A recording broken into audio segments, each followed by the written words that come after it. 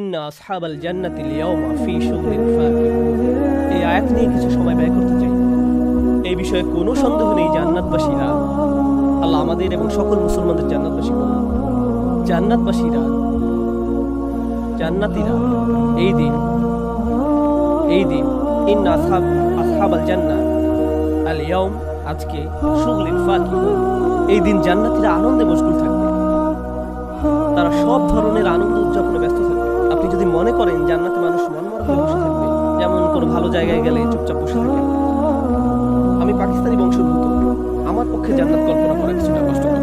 আপনাদের বলছি কেন। পাকিস্তানি সমাজে আপনি যদি সত্যি ধনী কোনো বাড়িতে বাস করেন, তাহলে আপনাকে বাড়ির সর্বত্র কাচের তৈরি বিভিন্ন আসবাবপত্র দিয়ে সাজিয়ে রাখতে হবে, যেটা একজন মানুষের স্বাভাবিক চলাফেরায় বাধার সৃষ্টি করে। এই জন্য যদি আপনি কোথাও বসেন, আপনাকে মূর্তির মতো বসে থাকতে হবে, কারণ বেশি নড়াচড়া করলে কোথাও কিছু একটা পরে ভেঙে যেতে পারে। কাচের কোনো পাত্র, কাচের হাঁস বা এরকম কিছু একটা। আর কোনো বাচ্চা যখন একটু বেশি খেলাধুলা করে, ও যদি দেখতেন মা কিভাবে বাচ্চার দিকে অগ্নিদৃষ্টি নিক্ষেপ করে। যেমন তার বন্ধু আসায় ছোট করিম একটু বেশি দুষ্টামি করছে, এখন তো মায়ের পক্ষে বকা দেওয়া সম্ভব না, কারণ বাসায় গেস্ট আছে, আর মেহমানের সামনে বকা দেওয়া দৃষ্টি একটু হারামের। তাই তিনি কি করেন, মুখে কৃত্রিম হাসি রেখা টেনে দাঁত কর্মার করে রাগান্বিত দৃষ্টিতে তাকান আর বলেন, করিম তোমার সাথে একটু কথা বলো, রান্নাঘরে আসে তো। বিষয়টা দারুণ। আমি তাই যখন কোনো সুন্দর জায়গার কথা চিন্তা করি, মনে মনে ভাবি সেখানে মনে হয় নিজের মতো করে থাকতে পারবো না। কিন্তু কোরআন আমাদেরকে বলছে তোমরা জান্নাতে সব ধরনের আনন্দ বিনোদনে মশগুল থাকবে। ও আমি আমার পাকিস্তানি সংস্কৃতি নিয়ে আরেকটা ব্যাপার বলতে চাই। জানেন আমরা বাচ্চাদের সাথে কেমন আচরণ করি? আমরা নিশ্চিত করতে চাই যে তারা যেন আনন্দে না থাকে। হয়তো সে তার খেলনা নিয়ে খুব মাতামাতি করছে, মা তখন কাছে এসে বলে, তুমি কি কিছু সময়ের জন্য মানুষ হতে পারবে? সে তো শুধু একজন সাধারণ বাচ্চার মতো খেলছে, সে খুশিতে আছে। আপনি তার কাছে কি আশা করেন? এখনই তাকে একজন লাইব্রেরিয়ানের মতো রাখতে চান? তাকে তার মতো খেলতে দিন, তাকে তার মতো খেলতে দিন। প্রসঙ্গত এই আচরণ আরব বাচ্চাদের সাথে করা আচরণের সম্পূর্ণ বিপরীত। আরব বাচ্চারা যা খুশি তাই করতে পারে, যা খুশি তাই। এখানে আরব যারা আছেন তাদের সাধুবাদ। আপনাদের বাচ্চারা কোনো কিছুকেই ভয় পায় না, কোনো কিছুকেই না, কোনো কিছুকেই না। আপনি যদি কোনো আরব বাচ্চাকে গিয়ে বলেন, আমি তোমার বাবাকে বলে দেবো, কিন্তু সে তখন বলবো, ও তাই, এই যে তার নাম্বার নেন, যান বলেন। তাদের কাছে এটা কোনো ব্যাপারই না।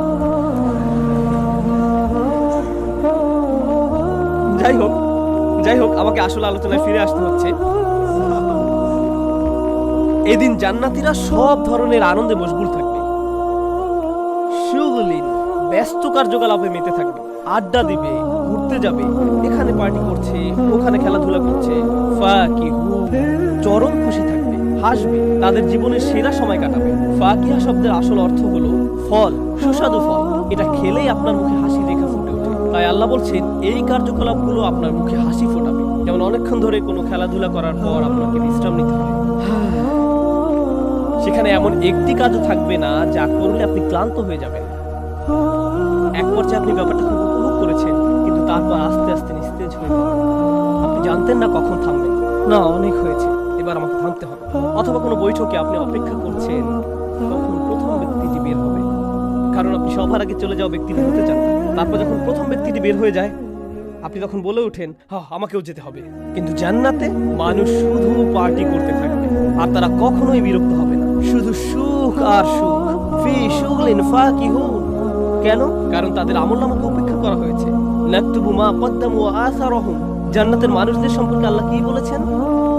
হিসাবে ইয়াসীরা, তার হিসাব সহজ করা হবে।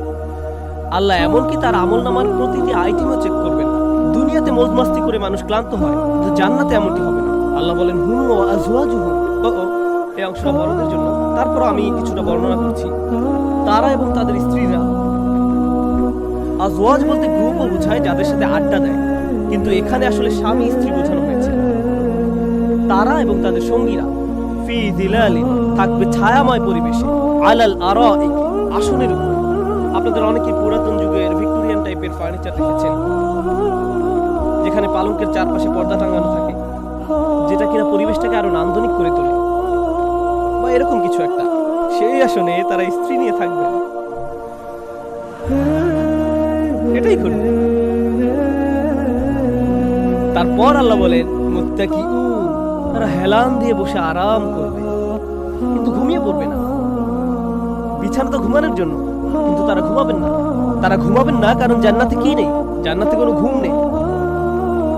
আল্লাহ চান না আপনি যেন এক মুহূর্তের আনন্দও মিস করেন, এক মুহূর্তের সুখও মিস করেন। প্রসঙ্গত, দুনিয়াতে যদি এরকম আনন্দের একটা রূপ বর্তমান না থাকতো, তাহলে আমাদের পক্ষে এসব আনন্দ উপলব্ধি করা সম্ভব হতো না।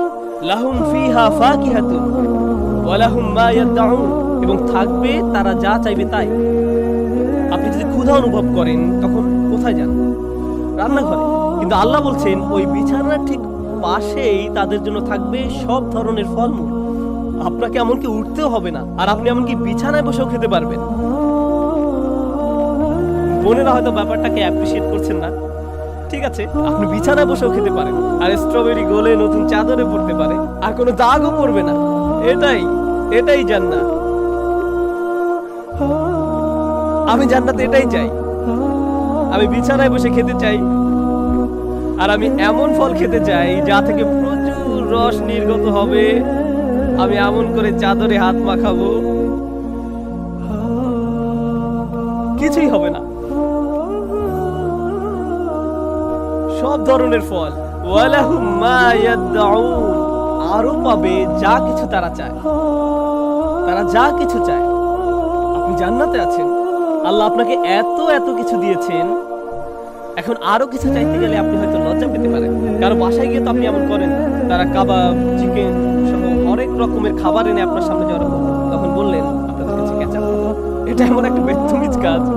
আমি এই কাজটা করি, আসলে আমি এই কাজটা করি, অসমীচীন কাজ। কিন্তু জান্নাতে এমন কোনো দ্বিধাদ্বন্দ্ব থাকবে না। আপনি আল্লাহর কাছে চাইতে পারেন, হে আল্লাহ, আমি ভাবছি আপনি একটা আয়াতে পাখির গোশতের কথা বলেছিলেন, আমি কি একটু এটা? হ্যাঁ অবশ্যই, এই যে আপনার সামনে এসে হাজির হয়ে গেল। এভাবেই আপনার সেবা করা হবে। আপনি সবকিছু চাইতে পারেন, সাথে সাথে এসে হাজির হবে। আপনাকে রুম সার্ভিসে কল দিতে হবে না, জিরো বা এমন কিছু। এটাই জান্নাতের দৃশ্য। এরপর ব্যাপারটা অসাধারণের উপর আরো অসাধারণ হয়ে উঠল। এত সব নিয়ামত এই একটি নিয়ামতের কাছে ম্লান হয়ে পড়ল। সালাম কাওলাম মির রব্বির রহিম, অসীম দয়ালু রবের পক্ষ থেকে বলা হবে সালাম, শান্তি। প্রসঙ্গত এখানে বলা হয়নি আসসালাম, বলা হয়েছে সালাম, মানে অজানা সালাম।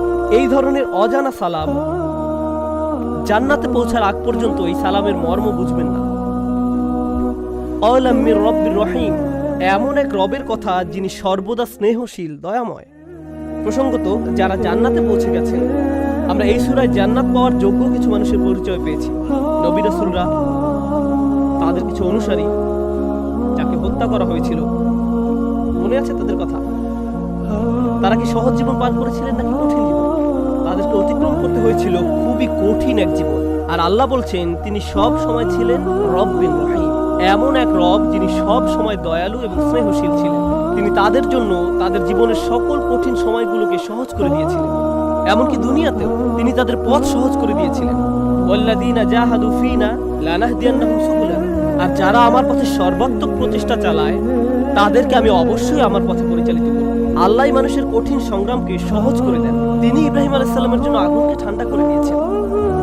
আগুন নিজে নিজে ঠান্ডা হয় না, আল্লাহ করেন। তিনি সব সময় মুমিনের সাহায্যে ছিলেন, আর তাই এখন জান্নাতে তিনি সবাইকে সালাম জানাচ্ছেন। এরপর আর কিছু বলার নেই। এই সূরায় পারফেক্ট একটি জায়গায় এসে জান্নাতের আলোচনা সমাপ্তি হলো। এরপর আপনি আর কোথায় যাবেন?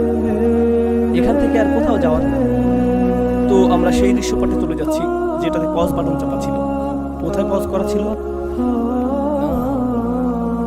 আর তারা বলেছিল যে এই প্রতিশ্রুতি আর রহমান দিয়েছিলেন, আর রাসূলগণ সত্যি কথাই বলেছিলেন, আর তাদের সকলকেই একত্রিত করা হবে এবং তাদেরকে বলা হবে যে আজ কারো সাথেই অন্যায় করা হবে না, তোমাদেরকে তাই প্রদান করা হবে যা তোমরা উপার্জন করেছো। মনে আছে এগুলো? আর তারপর আকস্মিকভাবে আপনারা সিনেমাতে দেখে থাকবেন, অবশ্য আপনারা সিনেমা দেখেন না, আপনারা হিউস্টনে থাকেন, আপনারা খুবই ধার্মিক। কিন্তু কেউ কেউ আপনাদের যাদের বাড়ি ওকলাহোমা, যারা সিনেমা দেখেন, এখানে দুইটি সিন আছে। প্রথমে একটি সিন আসলো, এটা কেটে গিয়ে অন্য আরেকটা সিনে চলে গেল, তারপর কেটে আবার প্রথম সিনে ফেরত আসলো। এখন আমরা সেই প্রথম সিনে ফেরত যাব, যেখানে বলা হয়েছিল যে আপনাকে তাই প্রদান করা হবে যা আপনি উপার্জন করেছেন। এখন তিনি বলছেন, ওমতাজুল ইয়াউমা আইয়ুহাল মুজরিমুন, অপরাধীরা তোমরা আলাদা হয়ে যাও, তোমরা আর অন্য মানুষদের সাথে মিশে যেতে পারবে না। তিনি এটা কেন বললেন? খশিয়া রহমান বিল গায়ব, আর রহমানকে না দেখেই ভয় করেছে। এই পৃথিবীতে আপনি হয়তো সব সময় কাফেরদের থেকে ইমানদারদেরকে আলাদা করতে পারবেন না। হয়তো কোনো কোনো মানুষের হৃদয়ের গভীর ঈমান ছিল, কিন্তু কাউকে বলতে পারেনি। তারা শুধু গোপনে আল্লাহর আনুগত্য করেছে এবং উপাসনা করেছে। হয়তো কাউকে বুঝতে দেয়নি আল্লাহ ছাড়া অন্য কেউ তাদের সম্পর্কে জানে না। আর আজ বিচার দিবসে যখন গোটা জাতি পুনরুত্থিত হয়েছে, আল্লাহ বলছেন নিজেদেরকে পৃথক করে ফেলো। তখন কিছু মানুষ আশ্চর্য হয়ে যাবে, কেন সে ভালোর দিকে যাচ্ছে। তারা বুঝবেও না যে কেন। শুধু আল্লাহই এই মানুষদের অবস্থা জানেন। ওমতাজুল ইয়াউমা আইয়ুহাল মুজরিমুন, তোমরা নিজেদেরকে পৃথক করে ফেলো। এখন আল্লাহ যখন তাদের সাথে কথা বলছেন, এখানে তিনি তাদের উদ্দেশ্যে সর্বশেষ কথা বলছেন। আলাম আহাদ ইলাইকুম ইয়া বানি আদম, হে আদম সন্তানেরা, আমি কি তোমাদের থেকে প্রতিশ্রুতি গ্রহণ করিনি আল্লাহ তা'বুদুশ শাইতান, তোমরা যাতে শয়তানের উপাসনা না করো। প্রকৃতপক্ষে প্রতিশ্রুতিটি ছিল শয়তানের আনুগত্য না করা অথবা শয়তানের কথা না শোনা, কিন্তু এখানে কথাটা অন্যরূপে এসেছে। এখানে আল্লাহ বলছেন যে তোমরা শয়তানের উপাসনা করো না। এখানে আমরা কি শিখতে পারছি? আল্লাহর বিবেচনায় যখন কেউ শয়তানের কথা শুনে এবং সঠিক পথের সকল আশাকে উপেক্ষা করে আর সত্যের সকল পথকে অগ্রাহ্য করে, তখন সেটা শয়তানের উপাসনারই শামিল। এটাই শয়তানের উপাসনা। ইন্নাহু লাকুম আদুউম মুবিন, এতে কোনো সন্দেহ নেই যে তোমাদের জন্য সে সুস্পষ্ট শত্রু। আমরা এখানে যা শিখছি আসলেই গুরুত্বপূর্ণ। যখন আপনি আপনার চিন্তাকে ব্যবহার করতে অস্বীকৃতি জানান, চারপাশের জগৎ, ইতিহাস এবং ওহির জ্ঞানকে উপলব্ধি করার ক্ষেত্রে, আর আপনি এই তিনটি বিষয় থেকে নিজেকে আবদ্ধ করে ফেলেন, তখন আপনি শয়তানের করুণার পাত্রে পরিণত হন। আপনি হয়তো জানেনও না, কিন্তু মূলত আপনি তার উপাসনা করছেন। এটাই সে চায়। সে চায় যে মানবজাতি যাতে তার চিন্তাকে সঠিকভাবে কাজে না লাগায়, যাতে তারা সঠিক পথ না পায়। কারণ আপনি সঠিক পথ পাবেন না যদি চিন্তাকে ব্যবহার না করেন। ওয়ানি'বুদুনি, আমি কি তোমাদেরকে বলিনি যে আমার ইবাদত করো?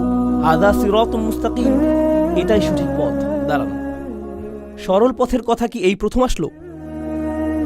সরল পথের কথা কখন এসেছে মনে আছে আপনাদের? ঠিক শুরুতেই সকল রাসূল এবং রাসূল সাল্লাল্লাহু আলাইহি সাল্লাম সকলেই ছিলেন সরল পথের অঙ্গীকারবদ্ধ। এটা এত চমৎকার।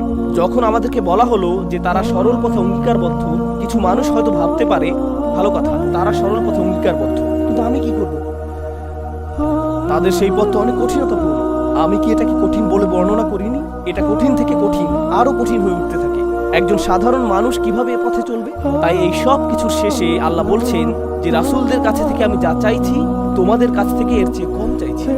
তোমাদের কাছে আমি শুধুমাত্র চাইছি যে আমার ইবাদত করো। এটাই সরল পথ, এর বেশি কিছু না। আমি তোমাদের কাছে অনেক কিছু আশা করি না। রাসূলগণ এসেছেন, ইউরিদুল্লাহু আন ইউখাফফিফা আনকুম, আল্লাহ তোমাদের বোঝা হালকা করতে চান, তোমাদের জীবন সহজ হোক, এটাই তিনি চান। এটাই তিনি বলেছেন, ইউরিদুল্লাহু বিকুমুল ইউসরা ওয়ালা ইউরিদু বিকুমুল উসরা, আল্লাহ তোমাদের জন্য যা সহজ তাই করতে চান, যা কষ্টদায়ক তা চান না। ওমা জাআলা আলাইকুম ফিদ-দীনি মিন হারাজ, তিনি তোমাদের জন্য এই ধর্মে কোনো বোঝা, সংকীর্ণতা বা অস্বস্তি রাখেননি। জানেন কে ধর্মকে অস্বস্তিকর করে তোলে? মানুষেরা। আল্লাহ ধর্মকে সহজ করে দিয়েছেন, আমরা ধর্মকে কঠিন বানিয়েছি। আমি অনেক চড়াই উতরাই পেরিয়ে এটা শিখেছি। আমি মনে করি এই পৃথিবীতে আমার সবচেয়ে মূল্যবান উপহার হলো আমার ছাত্রগণ এবং আমার শিক্ষকগণ। আমি তাদেরকে আমার সবচেয়ে মূল্যবান উপহার বলে মনে করি, আমার শিক্ষকগণ, বিশেষভাবে ডক্টর আকরাম নদভী, আল্লাহ তাকে সুরক্ষিত রাখুন। আল্লাহর শপথ, যখনই আমি তার কাছ থেকে কিছু শিখি, যখনই আমি তার সামনে বসি, হয়তো তার কাছ থেকে কোনো আয়াত সম্পর্কে জানি, হয়তো বা কোনো হাদিস সম্পর্কে জানি, আমার মনে হয় যে এইমাত্র ইসলাম গ্রহণ করলাম। তার কাছ থেকে আমি এমন জিনিস শিখেছি যা সারা জীবন ধরে ভাবতাম যে আমি জানি, আর তারপর তার সাথে বসে বিষয়টা আসলেই জানলাম। আর আমার অবস্থা হলো এরকম, আমি তো এটা জানতামই না। আর সেই বিষয়গুলো এখন যুক্তিসঙ্গত মনে হয়, অনেক সহজ মনে হয়।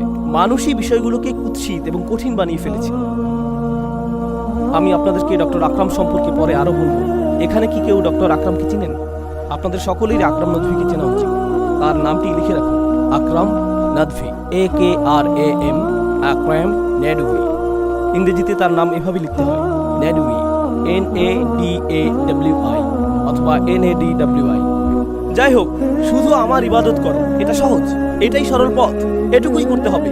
ওয়ালাকাদ আযাল্লা মিনকুম জিবিল্লান কাসীরান, নিশ্চিতভাবেই সে পথভ্রষ্ট করতে সক্ষম হয়েছে বিশাল জনসংখ্যা, আল আদাদ আল কাসীর, আল জিবিল, বিশাল, তোমাদের মধ্য থেকে বিরাট জনসংখ্যা সে পথ ভ্রষ্ট করতে সক্ষম হয়েছে। আফালাম তাকুনু তাআকিলুন, কেন তোমরা কখনো চিন্তা করতে না? কেন তোমরা কখনো চিন্তা শক্তিকে ব্যবহার করোনি? এটা আমাদেরকে তিনটি জিনিসের দিকে নিয়ে যাচ্ছে যা নিয়ে আমাদের চিন্তা করা উচিত। আমি সেগুলো আর পুনরাবৃত্তি করব না, আপনারা সেগুলো জানেন।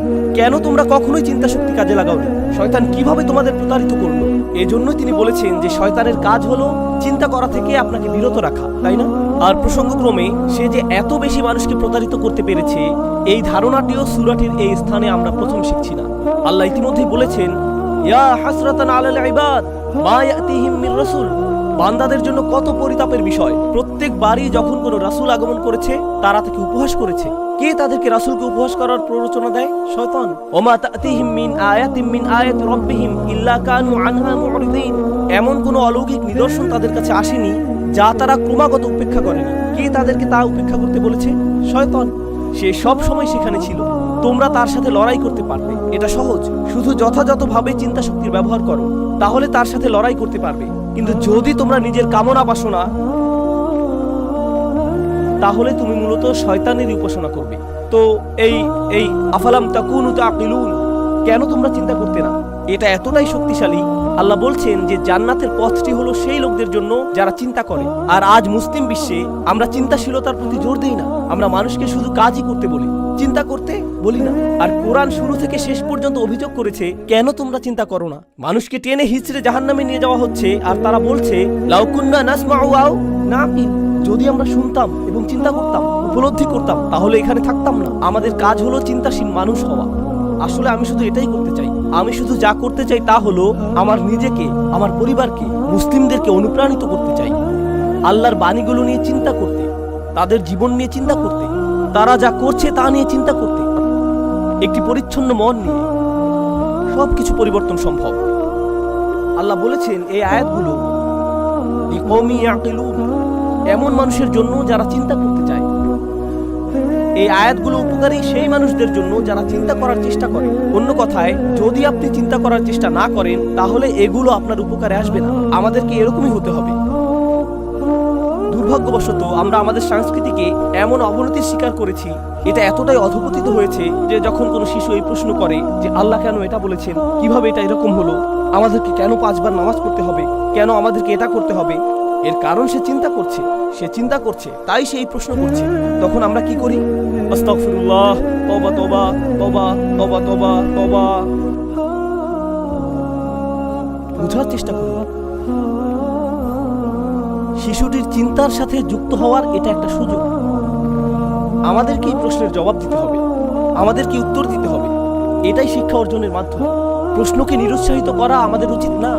প্রশ্নের মাধ্যমেই মনের দরজা খুলে যায়, এটা নিজেই পৃথক একটা বিষয়। কিন্তু আমি চাই যে বিষয়টি আপনারা অনুধাবন করুন।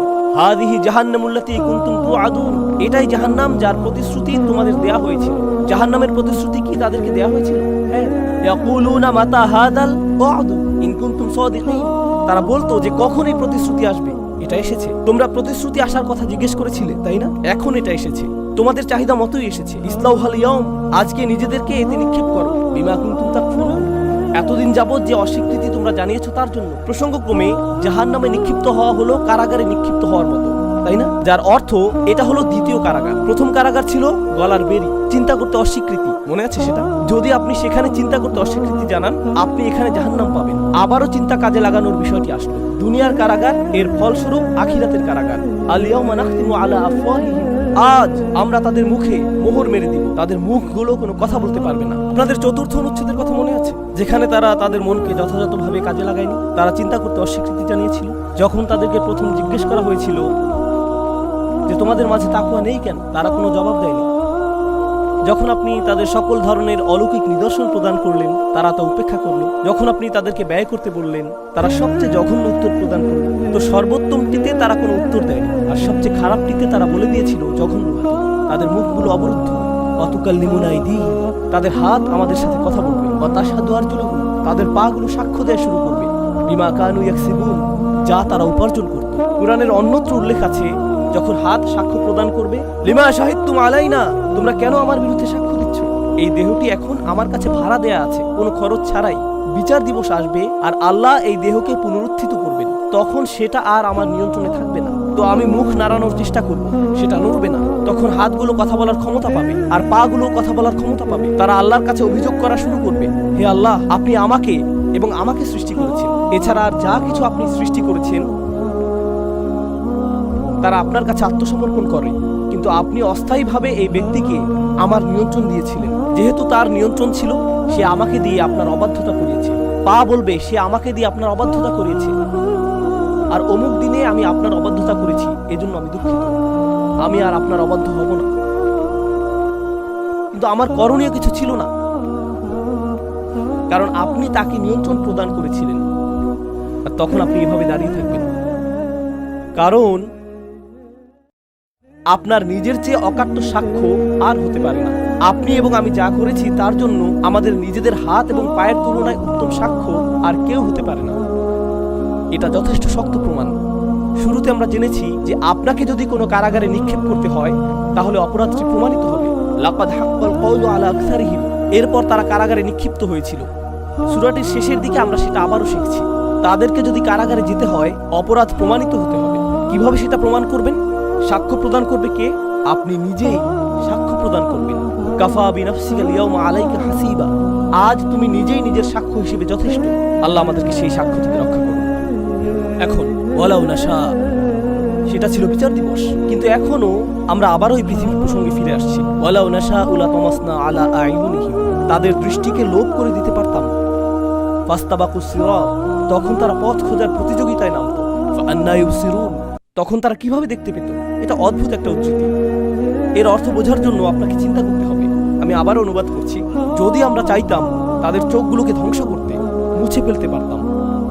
তখন তারা পথ খুঁজে পাওয়ার জন্য প্রতিযোগিতা করত। তারা পথের উদ্দেশ্যে ছুটে বেড়াত। কিন্তু তখন তারা কিভাবে দেখতে পেত, অথবা কিভাবে তারা দেখত? এটা তারা কি বোঝাচ্ছে বুঝিয়ে বলছি। আপনাকে জঘন্যতম কাফেরদের ব্যাধিটি উপলব্ধি করতে হবে। মনে আছে চারপাশ থেকে অবরুদ্ধ সেই ব্যক্তির কথা, যা আমরা আগে বলেছি? জানেন তার ব্যাধিটি কি? সে ঈমান আনবে না। কিন্তু আমি আপনাদের বলছি যে শেষ পর্যন্ত সে বিশ্বাস করবে। কারো কি মনে আছে যখন আমি বলেছিলাম যে শেষ পর্যন্ত সে বিশ্বাস করবে? সেই সময়টা কখন? যখন সে শাস্তি দেখতে পাবে। এই ব্যক্তি ততক্ষণ বিশ্বাস করবে না যতক্ষণ না সে শাস্তি দেখবে। তো এখন এই কাফেরকে আল্লাহ শাস্তি দেখালেন, তিনি তার দৃষ্টি কেড়ে নিলেন। এখন যখন সে শাস্তি পর্যবেক্ষণ করলো, সে ঈমান আনতে প্রস্তুত। তো এখন সে সঠিক পথের জন্য প্রতিযোগিতা করবে। কিন্তু এতে কি লাভ হবে? তুমি জানো না যে কোথায় যেতে হবে। ফাআন্না ইউবসিরুন। তো এটা আসলে বর্ণনা করছে যে কেমন নিরাশা ব্যঞ্জক তারা হয়ে থাকে যতক্ষণ পর্যন্ত না তারা শাস্তি পর্যবেক্ষণ করে। আরেকভাবে আয়াতটি বোঝা যায়। কিছু তাফসীরকারক এই মতটি ব্যক্ত করেছেন, আর আমার কাছে এটা বেশ যুক্তিসঙ্গত মনে হয়েছে। তা হলো, আপনি যদি আসলে অজুহাত খুঁজেন যে হেদায়েতের পথে আসার জন্য আপনার কোনো উপায় ছিল না, উপলব্ধি করার জন্য আপনার কোনো পথ ছিল না, হয়তো আপনি তেমন শিক্ষিত না, তাই ইতিহাস সম্পর্কে তা জানতে পারেননি, হয়তো আপনি কোনো রাসূল সম্পর্কে জানতেন না, তাই উপর থেকে যা এসেছে তা আপনি জানতে পারেননি। এটা সম্ভব যে ইতিহাসের শিক্ষা অর্জনের আমার কোনো সুযোগ নেই, আর ওহির জ্ঞানও আমার কাছে সহজলভ্য না। কিন্তু আমার এখনো একটি জিনিসের সামর্থ্য রয়েছে। সেটা কি? আমার চারপাশের পৃথিবী। আমি আমার চারপাশের সত্য, চারপাশের সৃষ্টি জগৎ অবলম্বন করতে পারি। আল্লাহ বলেছেন, আমি যদি তাদের দৃষ্টিগুলোকে লোপ করে দিতাম, তখন তারা যদি সঠিক পথ পাওয়ার প্রতিযোগিতা করত, হয়তো তখনও তারা আরেকটা অজুহাত দাঁড়া করাতো। হয়তো তখনও, কারণ তখন তারা হয়তো বলতো যে তারা দেখতে পাচ্ছে না। কিন্তু অজুহাত দেওয়ার সুযোগ নেই, তাদের চোখ এখনো সম্পূর্ণরূপে সুস্থ রয়েছে। ওয়ালাউ নাশা, আমরা যদি চাইতাম, লামাসাখনাহুম আলা মাকানাতিহিম, তাদের দেহকে বিকলাঙ্গ করে দিতে পারতাম। ঠিক যেখানে তারা অবস্থান করে আমরা তাদের হাত ভেঙে দিতে পারতাম, চেহারা বিকৃত করে দিতে পারতাম, আমরা তাদের কান বিচ্ছিন্ন করে ফেলতে পারতাম। তারা যেখানে অবস্থান করে, ফামাস্তাতাউ মুদিয়াও ওয়ালা ইয়ারজিউন, এরপর তারা সামনে এগোতে পারবে না, আর ফিরেও আসতে পারবে না। আল্লাহ বলেছেন যে আমাকে বিচার দিবস পর্যন্ত অপেক্ষা করতে হবে না, আমি তোমাকে এখনই শেষ করে দিতে পারি। এর আগে তিনি বলেছেন যে তিনি তাদেরকে একেবারেই শেষ করে দিতে পারেন, কিন্তু এখন তিনি বলছেন অন্য আরো ব্যবস্থাও রয়েছে। আমি তোমাদের অন্ধ বানিয়ে দিতে পারি, আর তারপর তোমাদের অঙ্গগুলো একের পর এক ছিন্ন ভিন্ন করে দিতে পারি। আমি এটা করতে পারি, তারপর দেখা যাবে তোমাদের কি হয়। কারণ তোমরা বলে যাচ্ছ যে আমরা আর ফিরে আসবো না। হ্যাঁ, তোমাদের এই অবস্থা থেকে আরো ফিরে আসতে পারবে না, তোমরা এটা থেকেও ফিরে আসবে না। এই সম্পর্কে যেটা আমার কাছে উল্লেখযোগ্য মনে হয় তা হলো, আল্লাহই ভালো জানেন, আমার মনে হয় যে এগুলো হলো আল্লাহর নিজস্ব পন্থায় দেয়া হুমকির জবাব। আপনারা জানেন যে রাসূলগণ হুমকির সম্মুখীন হয়েছিলেন। লা ইল্লাম তানতাহু লানারজুমান্নাকুম ওয়া লা ইয়ামাসসান্নাকুম মিন্না আযাবুন আলীম। যদি তোমরা বিরত না হও, আমরা তোমাদের পাথর নিক্ষেপ করে হত্যা করব, অথবা অত্যন্ত ভয়ঙ্কর উপায়ে তোমাদের অত্যাচার করব। তোমরা কি মনে করো শুধু তোমরাই হুমকি দিতে পারো? আমরাও হুমকি দিতে পারি। আর এজন্য তোমাদেরকে আখিরাত পর্যন্ত অপেক্ষা করতে হবে না, তোমাদেরকে পরকাল পর্যন্ত অপেক্ষা করতে হবে না। আমি তোমাদেরকে পৃথিবীতেই হুমকি দিতে পারি। তাই তিনি বলেছেন, তিনি তাদের দৃষ্টি লোপ করে দিতে পারেন, অথবা তাদের চেহারা বিকৃত করে দিতে পারেন, অথবা তাদের বিকলাঙ্গ করে দিতে পারেন, আর তারা এটা থেকে ফিরে আসতে পারবে না। চমৎকার এই আয়াতটি এখন চলে আসবে গোটা সূরার মধ্যে। এটা আমার প্রিয় আয়াত। ওমান নুআম্মিরহু নুনাক্কিসহু ফিল খালকি আফালা ইয়াকিলুন। যাকে আমরা বার্ধক্য দান করেছি, তার সৃষ্টিগত গঠনে আমরা অবনতি ঘটাতে শুরু করব। আগের আয়াতে আল্লাহ বলেছেন যে তিনি তোমাদের দেহকে বিকলাঙ্গ করে দিতে পারেন, তাই না? তিনি তাদের দেহকে বিকলাঙ্গ করে দিতে পারেন, কিন্তু এটা বিশ্বাস করার জন্য তোমাদের বিকলাঙ্গ হওয়ার জন্য অপেক্ষা করার প্রয়োজন নেই। বরং বয়স বাড়ার সাথে সাথে তো এমনিতেই তোমাদের দেহের অবনতি ঘটতে থাকে। সেই চূড়ান্ত বিকলাঙ্গতার কিছু কিছু নিদর্শন ইতিমধ্যেই প্রতিদিন ঘটে চলছে। একটু একটু করে বয়স বৃদ্ধির সাথে সাথে যেহেতু আপনার দেহের ক্ষমতা ক্রমাগত হ্রাস পাচ্ছে, যাদেরকে আমরা বৃদ্ধ বয়স দান করি, সৃষ্টিগত দিক থেকে আমরা তাদেরকে উল্টো দিকে ফিরিয়ে আনি। ইমাম আলুসি এই আয়াতটি নিয়ে চমৎকার মন্তব্য করেছেন, যা বছরের পর বছর ধরে আমার মাথায় গেঁথে আছে। আমার মনে হয় আমি 15 বছর আগে এটা অধ্যয়ন করেছিলাম। তিনি বলেছেন, যখন একটি শিশু ছোট থাকে সে এরকম করে, সবসময় কোন দিকে তাকিয়ে থাকে? শিশুটি এতটুকু, তার গলা থাকে এরকম। আপনারাও কি এটা লক্ষ্য করেছেন? তারা সবসময় উপরের দিকে তাকায়, কোথাও আরোহণ করতে চায়, কোনো কিছু টেনে নামায়, কোলে উঠতে চায়, শুধু উপরে উপরে উপরে উপরে উপরে। এরপর মানুষ অতিশয় বৃদ্ধ হয়ে যায়, তার পিঠের অবস্থা কি হয়? আর সে সবসময় কোথায় তাকিয়ে থাকে? শিশুটি তার বেড়ে ওঠার দিকে তাকিয়েছিল, আর বৃদ্ধ লোকটি সবসময় তার শেষ ঠিকানার দিকে তাকিয়ে থাকেন। তিনি মাটির দিকে তাকিয়ে থাকেন সবসময়। এটাই তার গন্তব্য। আল্লাহ ইতিমধ্যে এটা স্মরণ করাকে তার জন্য সহজ করে দিয়েছেন। তিনি তার পিঠকে বাঁকিয়ে দিয়েছেন। তিনি মানব সৃষ্টির বিলোপ ঘটানোর প্রক্রিয়া শুরু করে দিয়েছেন। সুবহানাল্লাহ, আফালা ইয়াকিলুন। তারা কেন জানে না? এই আয়াতটিকে অন্যভাবে দেখা যায়, যা উপলব্ধি করাটা আমার কাছে অনেক তাৎপর্যপূর্ণ মনে হয়েছে। আর তা হলো, যখন মানুষ অতিমাত্রায় বৃদ্ধ হয়ে যায়, তাদের মধ্যে আসলে শিশুদের মতো স্বভাব গড়ে উঠতে থাকে। বৃদ্ধ হওয়ার সাথে সাথে মানুষ সহজে রাগান্বিত হয়ে উঠতে পারে, তারা পরনির্ভরশীল হয়ে উঠতে পারে। যেহেতু তাদের স্বাস্থ্যের অবনতি ঘটতে থাকে, তাই তারা নিজেদের পরিষ্কার করতে পারে না, অথবা নিজেরা পোশাক পরিধান করতে পারে না। এর জন্য সাহায্যের প্রয়োজন হয়। তারা আর নিজে নিজে খেতে পারে না, তারা নিজেরা ঘুরে বেড়াতে পারে না। এই একই অক্ষমতাগুলো আর কার মাঝে থাকে? শিশুদের মাঝে। শিশুদের মাঝে তারা শিশুদের মতো হয়ে যায়, আর এই বয়সেই তারা পৌঁছে যায় লিকাইলা ইয়ালামা বা'দা ইলমিন শাইআ। যখন জ্ঞানী হওয়া সত্ত্বেও জ্ঞানহীন হয়ে পড়ে, স্মৃতিভ্রষ্টতা দেখা দেয়, আপনি ভুলে যেতে শুরু করেন, আপনি আর শব্দ খুঁজে পান না, আপনার কথায় তোতলামি দেখা দেয়। এগুলো কখন দেখা যেত? যখন আপনি ছোট ছিলেন। বাবু, তোমার কি মনে আছে এটা তোমার মামা, সে দেখতে কুৎসিত। আর আপনার একজন বৃদ্ধ লোকের সাথে দেখা হয়, তিনিও ভুলে যান। একজন স্কলারের সাথে আমার সাক্ষাৎ হয়েছিল, এটা আতঙ্কজনক। ঘটনাটা আমাকে এই আয়াত স্মরণ করিয়ে দিয়েছিল। সুবহানাল্লাহ। আমি একটি ট্যাক্সিতে করে তার সাথে ভ্রমণ করছিলাম, আর তিনি বললেন, বেটা কেমন আছো তুমি? আমি বললাম, ভালো আছি আলহামদুলিল্লাহ। কেমন যাচ্ছে দিনকাল? মাশাআল্লাহ। তুমি কোথায় থাকো? আমি বললাম, ডালাস। 1 মিনিট পর, বেটা কেমন আছো তুমি? আলহামদুলিল্লাহ। কেমন যাচ্ছে দিনকাল? মাশাআল্লাহ। তুমি কোথায় থাকো? ডালাস। ও মাশাআল্লাহ, আমিও ডালাস পছন্দ করি। আমাদের কি আগে দেখা হয়েছিল? হ্যাঁ, আমার মনে হয় দেখা হয়েছে। আমি বিরক্ত হয়ে বলিনি যে মাত্রই তো আপনি এই কথা জিজ্ঞেস করলেন। তার স্বল্পকালীন স্মৃতিশক্তি হারানোর গুরুতর সমস্যা ছিল। প্রত্যেক 5 মিনিট পর পর একই কথোপকথন চলছিল। প্রসঙ্গক্রমে অন্য কার এই সমস্যা আছে? কারা বারবার এরকম করে? শিশুরা এরকম করে, চকলেট খাবো, চকলেট খাবো, চকলেট খাবো। এটা চলতেই থাকে, এভাবে চলতেই থাকে।